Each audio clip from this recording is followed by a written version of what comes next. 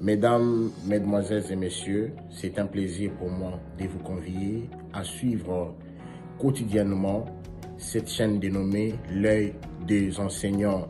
C'est une chaîne qui valorise l'enseignement dans notre pays, la République démocratique du Congo. Quand on parle de l'enseignement, on voit directement l'enseignant ainsi que l'apprenant qui est l'élève et l'étudiant. Alors n'hésitez pas à vous abonner parce que c'est un cadre qui nous permettra à s'exprimer librement tout en dénonçant ce qui se passe dans notre pays sur le plan éducatif. Abonnez-vous massivement, likez, partagez avec vos proches afin que tous nous puissions parler le même langage et tous nous puissions développer notre pays sur le plan éducatif.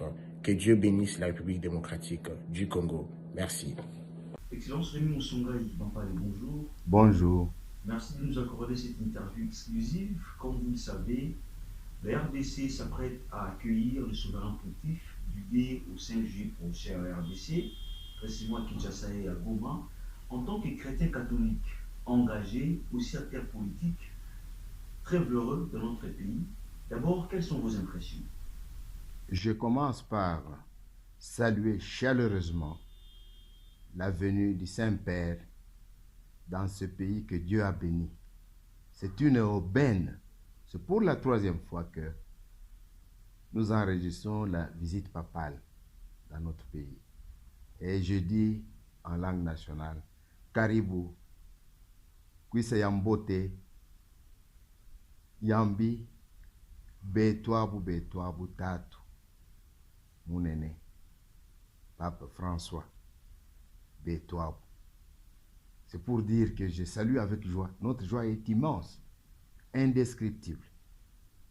Nous sommes un pays béni de Dieu, le pays de Simon Kimbangu, d'Anouarite Ningapeta, de Monseigneur Monsengo Passigna, de Monseigneur Malula, de Monseigneur Bakola Ilunga, de Monseigneur Muziriwa. Donc nous saluons la venue du Saint-Père et notre joie est à son comble. Excellence, le pape arrive du D au 5 juillet en RDC. En tant que chrétien catholique, qu'est-ce que l'arrivée du pape François peut nous être bénéfique? D'abord sur le plan spirituel. Sur le plan spirituel, nous devons changer fondamentalement nos mentalités. C'est ça. Nous disons des choses que nous ne réalisons pas. Pourquoi aller crier à l'église si au sortir de l'église, nous commettons des crimes? Donc c'est une invitation, c'est une interpellation à changer de mentalité et à opter pour l'Esprit Saint, que l'Esprit Saint nous habite, que nous puissions traduire en acte ce que nous sommes en train de promettre à Dieu. Nous disons que nous aimons Dieu, mais Dieu, nous ne le voyons pas. Dieu, c'est la personne qui est en face de nous. Et qu'est-ce que nous faisons vis-à-vis de nos semblables? Des tricheries, des tueries, des violations des droits de l'homme. Non, nous devons changer. La venue du pape doit nous interpeller. Nous devons changer positivement nos mentalités. Nous devons nous amender. On ne peut pas aller au ciel avec des péchés. Donc, le pape vient nous inviter à changer complètement nos mentalités pour mériter le ciel. La fonction politique est une charge. La charge du peuple que nous devons soigner, que nous devons préparer.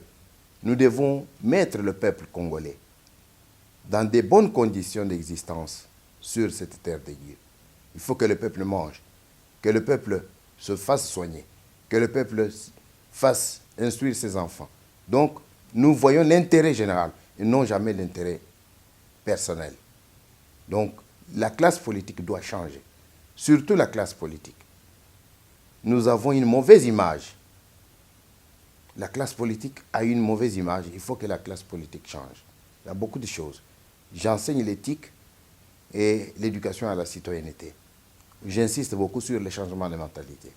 On va clore ces chapitres de l'arrivée du pape François. Quel message avez-vous personnellement à l'endroit de tous les chrétiens qui s'apprêtent à accueillir le pape François sur le sol congolais? Chrétiens et non chrétiens, nous devons savoir que nous venons de Dieu. C'est Dieu qui nous a créés. Donc nous devons nous mettre ensemble pour accueillir. Accueillir le pape, ça veut dire privilégier la paix, cultiver la solidarité, la cohésion nationale autour du chef de l'État, Félix Tshisekedi, autour des institutions de la République. Donc nous devons cultiver l'amour certain de nos institutions et de leurs animateurs. Nous avons le Premier ministre, Samalou Kondé, nous avons le président Bosso à l'Assemblée nationale, nous avons le président professeur Modeste Bahati Lukwebo au Sénat, nous avons les gouverneurs de la ville de Kinshasa, Ngobila, nous avons tous les gouverneurs des provinces, tous les présidents des assemblées provinciales. Donc, en tout, nous devons nous serrer les coudes pour privilégier la paix. Que la paix règne totalement dans notre pays, pour que le peuple congolais vive, et vive dignement, comme Dieu l'a préféré en le créant à son image. Ce qui s'est passé, c'est ceci. La Cour constitutionnelle est composée de 9 juges, à part, bien sûr, les ministères publics, où il y a un procureur général près la Cour constitutionnelle. Le Cour constitutionnelle disposant de 9 juges, ces 9 juges proviennent 3 de la présidence de la République, 3 du Parlement, 3 du Conseil supérieur de la magistrature. Compte tenu du poids politique du Parlement, le Parlement étant bicaméral, l'Assemblée nationale a déjà 2 juges. Il fallait que le 3e juge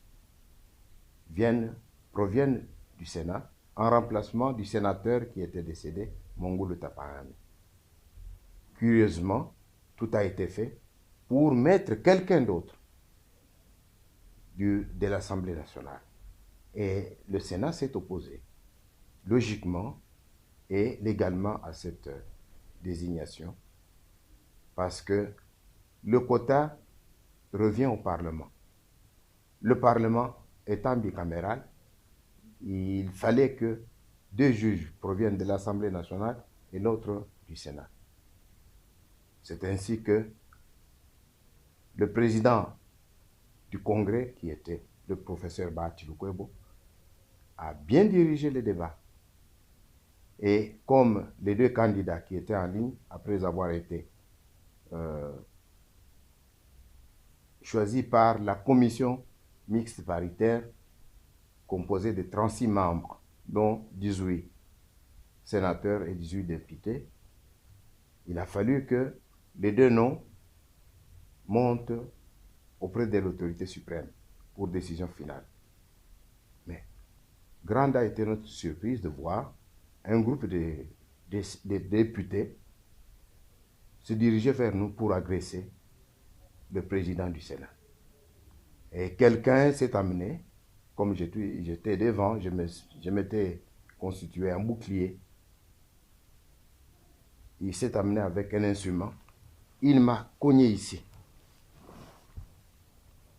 Il m'a cogné ici. Vous voyez cette tache-là? Donc c'est ici que j'allais attraper la mort. J'ai perdu l'équilibre. Mes lunettes ont été brisées. Mon chapeau arraché. Et c'est grâce à cela que le président a eu la vie sauve. Et nous regrettons ce genre de comportement. J'ai donné un pardon sincère en tant que chrétien à ces députés-là.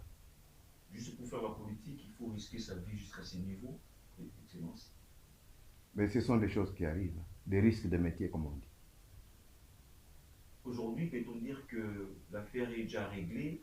Est-ce que le quota qui revenait, comme vous venez de le dire, au Sénat, revient également au Sénat comme prévu, ou si la question n'est pas toujours résolue, mais ça pourrait encore créer d'autres tensions? La question a été résolue parce que les 2 candidats qui sont restés en lice étaient des sénateurs. L'un des sénateurs, l'honorable Mbonga, a lancé le jour suivant une lettre de désistement en faveur du sénateur Manza. Et le président du Sénat a acheminé cette lettre, a transmis cette lettre à son Excellence, Monsieur le Président de la République, et le problème ne se pose plus. Au regard de ces réalités dont vous venez d'évoquer tout à l'heure, peut-on dire que l'Union sacrée vit en paix ou il y a des dérangements au sein de l'Union sacrée créés surtout par les chefs des corps? Vous savez, partout, il y a toujours des tiraillements. Des conflits d'intérêts politiques règnent partout. Je suis professeur de sciences politiques, ça je vous le dis. En tant que directeur de cabinet du président du Sénat aujourd'hui, quelles sont les relations entre le président du Sénat et son collègue de l'Assemblée nationale, Mosso, plus de membres, je dirais même les ténors de l'Union sacrée? Moi, je dirais que les relations sont au beau fixe parce que ils ne se sont jamais chamaillés. Ils sont toujours ensemble.